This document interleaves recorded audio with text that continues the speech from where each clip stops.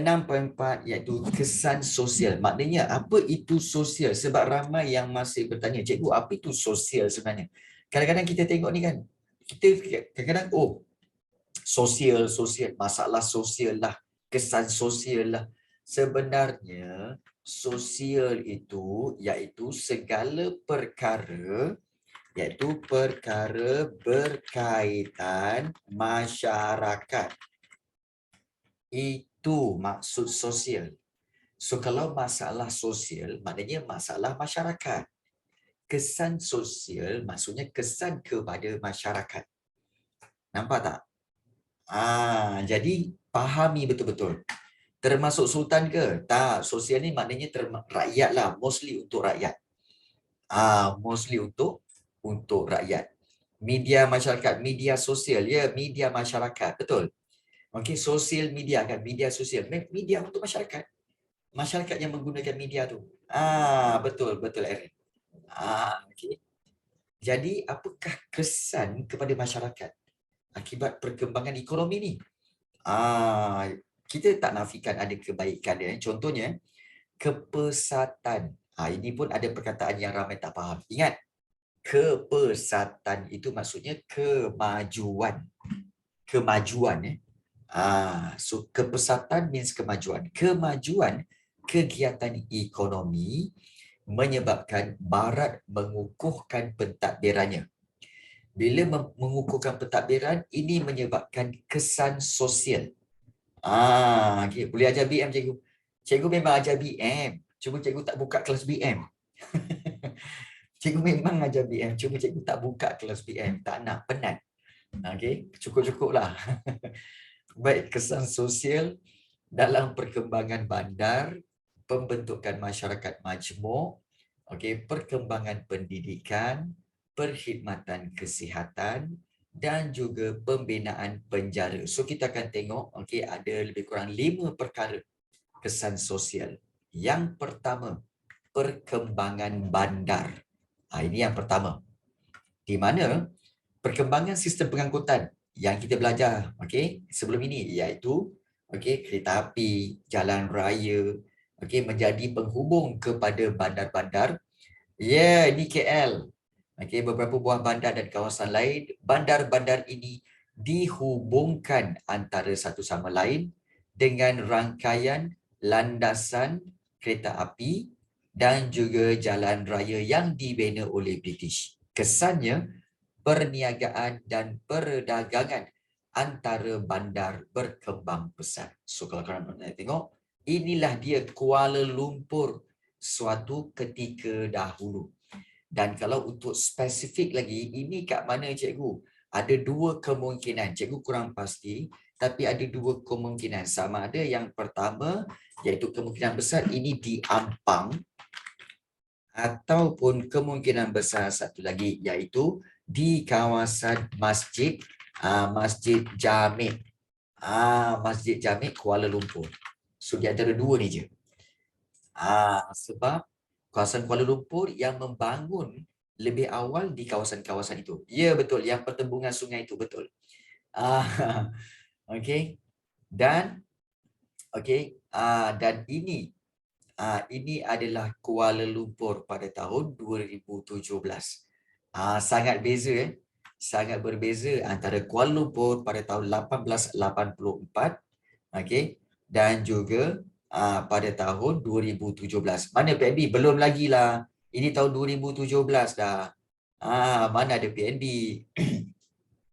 Jadi, bandar-bandar baru muncul sebagai pusat perniagaan, pusat keuangan dan juga pusat pendidikan dan pusat pentadbiran. Contohnya, muncullah bandar-bandar Kuala Lumpur, Seremban, Taiping, Ipoh.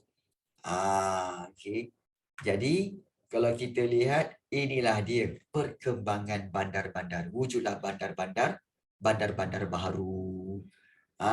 Betul, ini semua asal perlombongan PJ Timah. Betul. Sarawak pun sama. JB pun maju juga sebenarnya. Maju juga. Sarawak. Perkembangan bandar di Sarawak tertumpu di kawasan yang mana? Yang ada aktiviti ekonomi. seperti Bandar Kuching, Sibu dan juga Miri.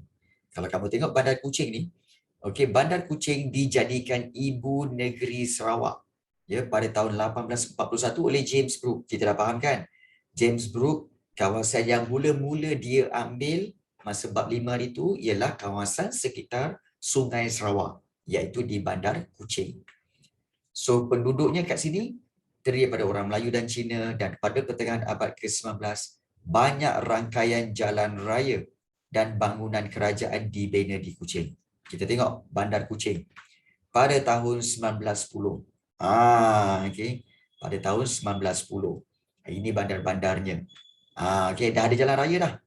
Okey, tetapi kalau kita lihat Bandar Kuching ini pula yang sekarang pada tahun 2017. So ada soalan tanya, cikgu, kenapa semua gambar pada tahun 2017? Sebab buku ini dicetak pada tahun 2017. Buku ini dicetak pada tahun 2017. Kalau buku ini dicetak Ini pada tahun... cetak masa 2017. Dicetak pada tahun 2017.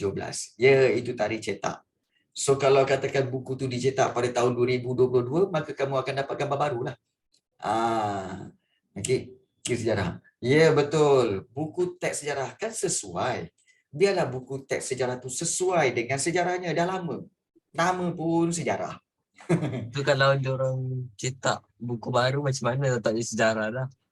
Kalau dia orang cetak buku baru bermakna jadi sejarah yang baru. Sejarah juga, tapi sejarah yang baru. Sejarah beberapa minit. Sejarah berapa minit? Berapa bulan juga kot. Okey. Baik. So Sarawak dengan Bandar Kuching, Bandar Sibu pun sama Korang tengok Bandar Sibu. Dulu Bandar Sibu macam ni je. Sekarang Bandar Sibu pada tahun 2017. Sibu. Dan kita tahu Sibu ni terkenal dengan aktiviti perdagangan, sebab itu ramai orang Cina telah berpindah ke Sibu. Untuk mencari rezeki. Begitu juga Miri. Bandar Miri ni pada awal abad ke-20. Maknanya rendah-rendah je rumah masing-masing kan. Tu Bandar Miri. Sekarang Bandar Miri, kalau kita tengok dah macam bandar besar dah. Bandar besar gitu. Perbezaan yang ketara antara Bandar Miri pada tahun awal abad ke-20 dan pada tahun 2017. So kalau kita lihat, Miri muncul pada abad ke-20 dan Miri terkenal dengan apa? Ingat, Bandar Miri terkenal dengan petroleum. Petroleum pada tahun 1910. Begitu juga di Sabah. Kita lihat di Sabah, bandar-bandar muncul menjelang akhir abad ke-19. Jesselton merupakan pusat perdagangan dan pelabuhan yang penting. Nama asalnya ialah Jessel Town. Nama asalnya bersempena dengan Charles Jessel yang membina bandar itu. Harus diingat sebenarnya yang Charles Jessel ni adalah ada mengena dengan C.L. Moses, Charles Lee Moses. Dan untuk pengetahuan kamu, Charles Jessel dengan Charles Lee Moses tu adalah orang Amerika. Dia bukan orang British, dia bukan orang Belanda, tapi dia orang Amerika. Maknanya orang Amerika dah sampai Sabah. Orang Amerika dah sampai Sabah. Okey. Jadi, okey, baik. Pengaruh USA, yes. Kemudian daripada Jesselton inilah, ditukar namanya kepada Kota Kinabalu. Kota Kinabalu. British lah juga jadi jajah kita. Mereka dah lama tinggalkan nama. So, perladangan getah dan juga pembinaan landasan kereta api memberikan sumbangan besar kepada kemajuan Jesselton. Kalau kita lihat, ini ada bandar Jesselton pada abad ke-19. Abad ke-19 kalau kita lihat, Allah, dia macam ni pun dah kira bandar. Dah kira bandar. Kampung macam kampung habis ni. Kan? Tapi sekarang dah bertukar menjadi Kota Kinabalu. Bandar Kota Kinabalu. Macam mana mereka tangkap gambar udara pada zaman itu? Itu jadi muskil lah tu. Pun muskil juga sebenarnya ni. Lah ni mungkin guna drone. Ya, lah ni mungkin guna drone. Ini mungkin ambil gambar daripada atas bukit kot. Mungkin gambar daripada atas bukit kot. Atas bukit lah okey. Dan kalau kita lihat ada yang bertanya, cikgu, kenapa dia orang dah tukar nama? Okey, tukar nama. Kerana apa? Supaya nama itu lebih kepada bentuk tempatan lah. Bentuk tempatan.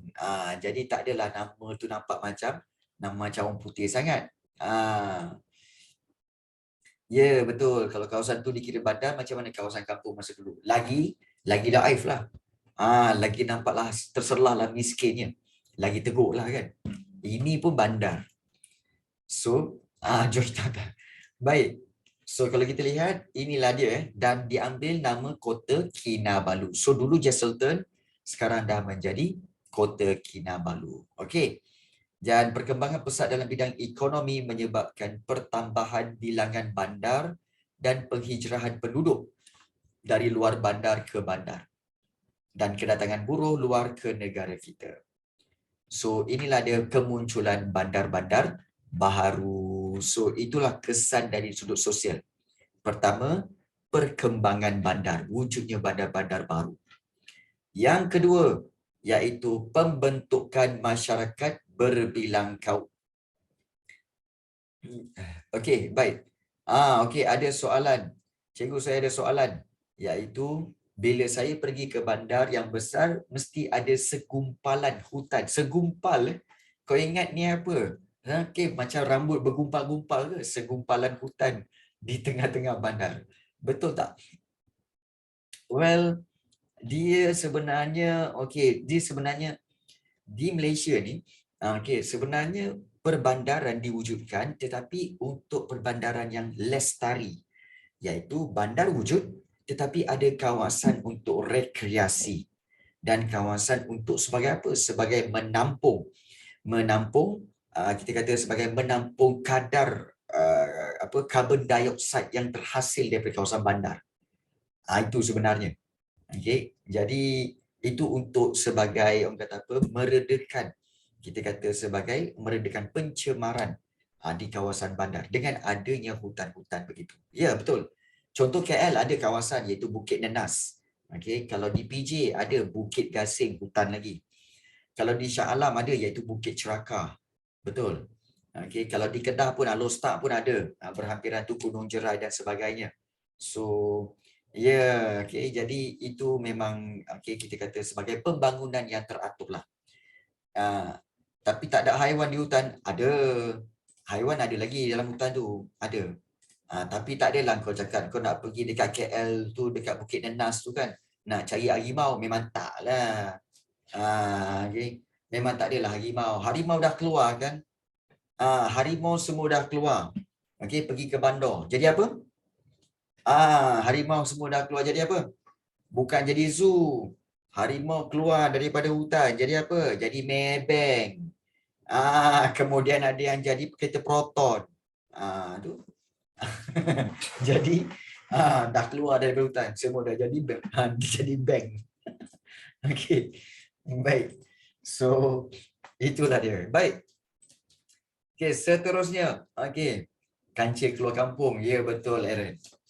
Yang kedua, kesan sosial akibat pembentukan ekonomi barat ini, iaitu pembentukan masyarakat berbilang kaum. Seperti kancil keluar kampung. Bukan kancil, rusa. Rusa seperti rusa masuk kampung. Baik. Baik, masyarakat berbilang kaum. Negara kita terbentuk oleh penduduk berbilang kaum yang mempunyai latar belakang sejarah, keturunan, budaya, agama, kepercayaan, cara hidup dan nilai yang berbeza-beza. Jadi, oleh kerana kalau kita lihat kepesatan, maknanya sekali lagi kemajuan industri biji timah dan getah semasa pentadbiran British. Take note benda tu. Kemajuan biji timah dan getah semasa pentadbiran British inilah yang menggalakkan kedatangan buruh asing ke negara kita. Dan kemasukan buruh-buruh asing ini melahirkan masyarakat yang berbilang kaum seperti yang ada di negara kita sekarang, seperti yang ada dalam kelas kita sekarang. Kita dalam kelas kita ada Melayu, Cina, India, kemudian ada orang Sabah, Sarawak. So memang ini adalah masyarakat majmuk, masyarakat berbilang kaum. Contohnya kalau kita lihat, orang Melayu. Orang Melayu, pertempatan orang Melayu. Ya betul. Betul Ryan. Fakta kita tak boleh tipu ya. Fakta kita tak boleh tipu bahawa sebenarnya negara kita berbilang kaum sebab tenaga buruh pada masa dahulu. Pada masa dahulu. So kalau kita lihat seperti orang Melayu. Pertempatan.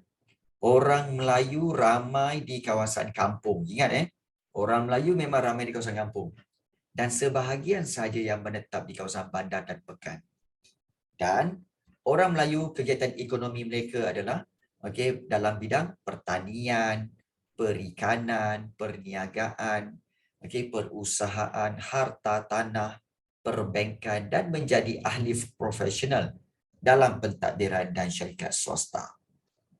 Manakala orang Cina, pertempatan orang Cina ramai di kawasan bandar dan pekan yang mempunyai banyak peluang ekonomi.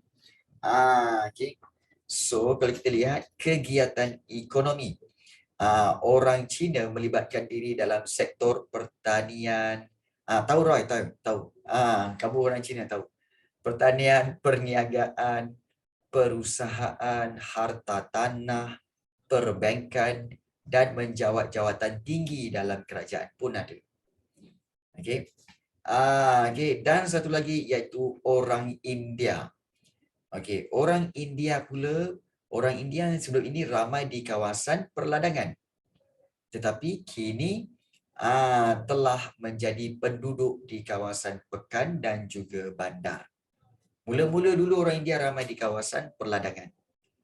Dan kegiatan ekonomi, orang India mengambil bahagian dalam sektor perladangan. Pengangkutan dan pelbagai pekerjaan dalam sektor swasta dan juga kerajaan. So kalau kita lihat inilah dia contoh di mana Kuala Lumpur merupakan contoh bandar terawal di negara kita yang berkembang dan menempatkan masyarakat berbilang kaum. Komuniti orang Melayu ramai di kawasan Kampung Baru. Ramai di kawasan Kampung Baru. Manakala kalau kita lihat orang Cina ramai di kawasan Bukit Bintang. Ramai di kawasan Bukit Bintang. Jadi 02 Bukit Bintang. Ya sampai sekarang. Ya sampai sekarang. Geng 02 Bukit Bintang ya. 02 Bukit Bintang pun ada. Dan kalau orang India ramai terdapat di kawasan Brickfields. Brickfields. Maknanya dia masih lagi dalam satu kawasan Kuala Lumpur. Tapi ada kawasan orang Melayu, ada kawasan orang India dan juga ada kawasan orang Cina. Jadi inilah yang dikatakan sebagai kita kata hidup dalam masyarakat yang berbilang kaum, berbilang bangsa. Sekarang preview jadi tempat Bangla. Baik. So kita lihat di sini peratusan penduduk kaum di tanah Melayu. Kita tengok betul-betul peratusan penduduk Tahun 1911 Melayu 58%, 58.6. Orang Cina 29.6%. Dan juga orang India 10.2%. Tetapi menjelang 1931 bilangan orang Melayu berkurangan, orang Cina makin bertambah, orang India makin bertambah. Ini peratusan penduduk di tanah Melayu. Jadi kalau kita tengok daripada sudut jumlah penduduk, jumlah penduduk kalau kamu lihat jumlah penduduk di tanah Melayu iaitu pada tahun 1921 iaitu Melayu 1.5 juta. Dan orang Cina 856,000, India 571,000. Tetapi pada tahun 1931 meningkat kepada 1.864 juta, orang Cina 1.285 juta, dan orang India 707,000. Ini penduduk-penduduk di Malaysia. Okay, pada suatu ketika dahululah. Okay. Jadi ini jumlah penduduk yang kita kata semakin bertambah, dan sekarang ni penduduk kita ada lebih kurang berapa? Kita ada 34.6 juta orang di Malaysia, seluruh Malaysia. Memang ramai. Okey. Hidup. Jadi kalau kita lihat, begitu juga ini berlaku di kawasan seperti di Kuching, Sarawak, dan juga di Kota Kinabalu. Okay. So dah ada masyarakat berbilang kaum di kawasan-kawasan ini, dan kalau kita lihat banyaklah penggunaan bahasa-bahasa seperti setiap kaum bersikap terbuka dan bersedia menerima bahasa kaum lain, dan setiap kaum bertutur dan memahami bahasa Melayu dan boleh menggunakan bahasa ibunda masing-masing. Baik, berkaitan dengan masyarakat Malaysia, sebenarnya kita tahu bahawa sebenarnya untuk pengetahuan kamu, sebelum kita merdeka, rakyat tanah Melayu ini sebenarnya terbagi kepada 2 kategori sahaja, iaitu rakyat raja dan rakyat British. Rakyat raja ni bermakna semua orang-orang Melayu dan kaum Bumiputera. Itu dipanggil rakyat raja. So dia automatik menjadi warga negara. Tetapi untuk yang kedua, rakyat British adalah termasuk juga orang-orang Cina, termasuk juga orang-orang India, dan yang bukan Melayu itu kategori rakyat British. Rakyat British Tetapi tetapi kalau nak diikutkan sebenarnya kewarganegaraan itu dibuka kepada orang-orang Melayu sahaja pada tahun 1949. Tetapi oleh kerana berlakunya ancaman komunis, di mana kita tahu ancaman komunis telah melibatkan semua kaum di negara kita, maka salah satu cara untuk semua penduduk bersatu padu ialah dengan apa? Kerajaan British pada waktu itu membuka kewarganegaraan kepada rakyat British. Maksudnya membuka kewarganegaraan kepada orang India dan juga orang Cina. Jadi hampir 1.2 juta orang Cina telah menjadi warga negara Tanah Melayu. Begitu juga hampir 800,000 orang India juga menjadi warga negara Tanah Melayu. Bukan. Dia itu adalah sebenarnya atas usaha British. Akibat apa? Apabila apa kebaikannya di situ? Apabila orang Melayu, kemudian orang Cina dan juga orang India semua telah menjadi warga negara Tanah Melayu, maka semua orang akan bersatu padu untuk menentang ancaman komunis. Sebab itu berjaya mengalahkan ancaman komunis. Kerana apa? Diberikan kewarganegaraan kepada bukan Melayu. Jadi itulah sebabnya. Dan ini semua kamu akan belajar bila? Kamu akan belajar semua ini semasa sejarah tingkatan 4 nanti, bab yang ke-6 iaitu ancaman komunis. Nanti kamu akan tengok bab 6. So itulah dia. Alright. So kita lihat di sini, itu tentang berkaitan dengan kesan sosial yang kedua, iaitu pembentukan masyarakat berbilang kaum. Baik. Setakat ni kita dah tengok 2 kesan sosial, iaitu yang pertama iaitu berkaitan dengan perkembangan bandar, yang kedua iaitu berkaitan dengan pembentukan masyarakat berbilang kaum. So, ada soalan tak nak tanya? Cikgu buka kepada sebarang soalan jika ingin ditanyakan. Sebelum kita proceed lagi. Cikgu tak nak laju-laju, cikgu nak kamu faham betul-betul. Faham betul-betul. Syazwina ada nak tanya apa-apa? Ali Syafrin, Adrian, Muhsin, Zanish nak tanya apa-apa? Mungkin tak nak tanya bab ni, mungkin nak tanya bab sebelum ni pun boleh. Nak tanya bab sebelum ni pun boleh. Tiada. Umay kata tiada. Okey. Okey. Baik. Okey. Kalau macam tu cikgu berikan satu soalan. Okey, satu soalan. Baik. Iaitu soalannya ialah apakah kebaikan okey masyarakat berbilang kaum berbanding berbanding masyarakat yang tidak berbilang kaum. Apakah kebaikan masyarakat berbilang kaum sebenarnya? Okey, mungkin kamu boleh tuliskan dalam Zoom chat. Okey, apa kebaikan wujudnya masyarakat berbilang kaum? Dapat bersatu padu. Well, itu tidak. Itu bukan kebaikan dia. Tarikan kepada pelancong. Okey, itu kesan dia, bukan. Keburukan wujud rasisme. Well, itu biasa. Erat hubungan silaturahim. Itu langkah-langkah. Mengeratkan hubungan persahabatan. Itu langkah. Cikgu tanya, apa kesan ataupun apa kebaikan, benefit wujudnya masyarakat berbilang kaum. Ingat benefit. Sebab cikgu nak tengok korang punya pemikiran. Kadang-kadang korang ni ditanya soalan benefit, kamu bagi langkah-langkah.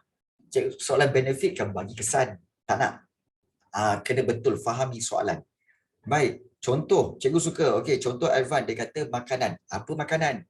Cakaplah kita dapat menikmati makanan pelbagai jenis daripada pelbagai kaum. Itu kebaikan dia. Yang kedua, macam Cobra kata, negara kita akan menjadi unik. Betul, maknanya kamu kena tulis apa? Kita memiliki keunikan. Masyarakat berbilang kaum memiliki keunikan yang tersendiri. Bina ayat tu. Okay. Banyak cuti orang kata. Betul, maknanya kita memiliki bilangan cuti yang lebih banyak berbanding negara lain. Itu kebaikan. Okey, Rajina kata dipandang tinggi oleh orang luar. Itu kesan. Kenapa dipandang tinggi? Okay. Disukai antara satu sama lain. Okey. Bekerjasama mengalami masalah. Tidak. Kalau negara kaum sendiri, negara kaum sendiri akan suka pada negara kita. Negara kaum sendiri memperoleh banyak pendapatan. Okey. Kurang tepat. Mengelakkan perbalahan. Itu mencegah, bukan kebaikan. Itu bukan kebaikan masyarakat bilang kaum. Kebaikan, benefit. Suasana kehidupan harmoni. Bukan, salah. Boleh mengetahui budaya berlainan. Ya, betul. Itu Syairin Nas, betul. Okey, dapat mengetahui budaya yang berbeza. Itu kebaikan. Perayaan, ya, boleh menikmati pelbagai jenis perayaan. Itu kebaikan. Dapat belajar sesuatu yang berlainan seperti bahasa dan budaya. Betul. Betul Farah. Macam tu. Wujudnya banyak tradisi, banyak cuti. Itu baru betul. Kesan kebaikan sama, kurang. Dapat merasa keluarga perayaan keunikan, ya. Menggalakkan bermain muzik tradisional. Okey, kewujudan. Kita kata kewujudan pelbagai jenis muzik tradisional. Wujudnya banyak tradisi. Boleh belajar banyak bahasa bangsa lain. Betul. Mengetahui adat. Ya. Dapat menimba ilmu. Contohnya saya tahu main Chinese chess. Yes. Dapat menimba pelbagai ilmu daripada pelbagai kaum. Itu kebaikan. Okey. Jadi, cikgu harap dengan kebaikan itu, maka jangan kita persoalkan kenapa negara ni tak Melayu saja. Kenapa mesti ada Cina India dan kenapa. Jangan persoalkan. Okey, terima seadanya dan anggaplah inilah keunikan negara kita. Unik yang tak ada di negara lain. Nampak tak? Macam Aaron, menggalakkan proses fotosintesis. Okey, berfungsi dengan baik. Okey. Kau ingat apa? Ini spora-spora yang akan menghasilkan makanan untuk tumbuh-tumbuhan. Aku seligi kepala kau sekarang. Okey. Jawapan. Okey. Baik. Baik. Okey. Tapi ya betul. Betul. Okey. Walaupun kita nampak kebaikan, tapi ada keburukan. Iaitu, yes, dengan okey, contohnya ada yang kata, cikgu, ada masalah rasism, perkauman. Banyak kalau berbilang kaum. Ya, bila saya kawan dengan orang India masa sekolah rendah, ramai menjauhi. Ya, betul. Kita faham. Okey. Dan sebenarnya harus diingat. Okey, satu je. Ramai yang mengejek. Okey, satu je. Kenapa berlakunya rasisme, perpecahan? Kerana kita tidak mengambil berat akan kaum yang lain. Kita tidak mengetahui dan kita tak nak tahu tentang kaum lain. Cuba kita ambil tahu. Contoh, cuba kita ambil tahu tentang kaum India. Cara hidup mereka, bagaimana mereka daripada pagi sampai ke petang. Begitu juga bagaimana kita tengok orang Cina. Okey. Jadi, kalau kita lihat bagaimana dengan orang Cina. Okey, so kita nampak kehidupan orang Cina. Bila kita mengetahui kehidupan orang Melayu dengan orang Cina dan orang India, maka kita akan ada respect.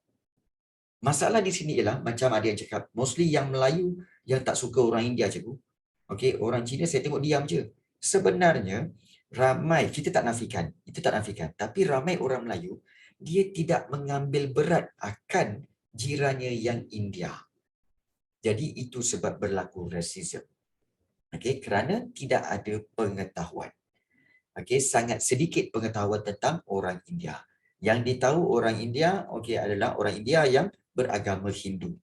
Okey, itu sahaja. So tidak ada tambahan yang lain. Okey, Biltan Raya Deepavali, okey, ataupun Pongal ataupun Taipusam. Kemudian makanan murku. So pengetahuan tu terlalu sedikit. Frankly speaking, cikgu sendiri cakap sebenarnya, ya betul. Okey, kan Islam tapi mata dia sepet. So kita ejek dia Cina. So bukan. Sebab itu kalau kita tengok, macam cikgu sendiri, semasa cikgu tingkatan 4, cikgu ramai berkawan dengan kawan-kawan India. Sampaikan satu geng India, dia kata dengan cikgu, "Okey, Rafi, kalau ada orang usik you, you bagi tahu sama saya, nanti saya akan cari dia." Sampai tahap macam tu je, baik cikgu dengan kawan-kawan yang India. Tetapi bila cikgu naik tingkatan 5, cikgu ramai kawan-kawan Cina. Dan kawan-kawan Cina tu geng juga. Dia kata apa? Rafi, you kalau you ada kasih ada orang kacau sama you, kasih tahu sama saya. Kita orang akan kasih. Okey, jangan risau. Kami backup sama you. Dia cakap macam tu. So, kedua-dua kaum cikgu berkawan. Jadi, tak ada masalah. Sebab kita nak mengetahui. Sebab cikgu tanya, kamu orang India sembah apa? Sembah ini. Oh, kehidupan kamu, pagi-pagi di Deepavali kamu buat apa? Oh, kami mandi minyak. Kemudian macam-macam. Okay. Bukan extrovert. Yes. Cikgu seorang yang open. Dan itu tujuan kita. Okay. Jadi, sebab itu kita semua perlu mengetahui kaum-kaum lain. Supaya kita dapat mengeratkan perhubungan dan faham. Ya, ada chemistry. Okay. Satu lagi, Alicia. Baik. Perkembangan pendidikan. Kedatangan British ni sebenarnya membawa satu sistem pendidikan sekular kepada masyarakat di negara kita. Okey, kita nak bincang tu saja. Apa itu sistem pendidikan sekular? Apa itu sistem pendidikan sekular? Siapa tahu? Okey. Tak tahu kan? Okey. Ni cikgu tulis okey. Sistem pendidikan sekular itu ialah sistem pendidikan yang memisahkan agama dengan daripada dunia. Sistem pendidikan yang memisahkan agama daripada dunia. Itu dipanggil sekular. Take note benda tu. Sekular. Itu sekular. Maknanya, dalam pendidikan dia tak nak masukkan sebarang agama. Sama ada tak kira lah agama Islam ke, agama Kristian ke, agama Hindu ke, Buddha ke, dia nak pisahkan. Okey, jadi sebab itu kalau nak belajar, hanya belajar matematik. Hanya belajar bahasa Inggeris. Hanya belajar sains. tanpa dimasukkan unsur-unsur agama. Okay. Ya, itu dipanggil sekular. Okay. Dan Ya, dia tak ada agama lah. maknanya bukan dia bukan tak ada agama. Sebenarnya begini, Iman. Sebenarnya kamu tahu kan bahawa semua ilmu, knowledge kamu, sains, matematik, okay, dan apa juga geografi dan sebagainya, itu semua ilmu, knowledge datang daripada siapa? Datang daripada Tuhan. ya Tuhan. Even Islam cakap macam tu, okay, Hindu pun cakap macam tu, Buddha pun cakap macam tu. Tetapi bila British datang, Barat datang, dia kata, tak, ini menurut kajian. Ini menurut kajian. Okay, ini menurut kajian profesor. Ini menurut kajian. So, dia nak refer pada apa? Bahawa semua knowledge itu datang daripada cerdik pandai Barat. So, tak ada unsur-unsur agama pun. Tak ada. Bukan Tuhan. Itu semua adalah daripada yang telah dikumpulkan oleh, yes, sama. Kristian pun sama. Jadi inilah unsur-unsur sekular, pisahkan agama daripada kita kata sebagai daripada dunia sekular. Dan ini dilakukan oleh, kamu tahu tak agama apa yang mula-mula dia buat macam ni? Iaitu agama Kristian. Ini kena cikgu tutup sikit dulu.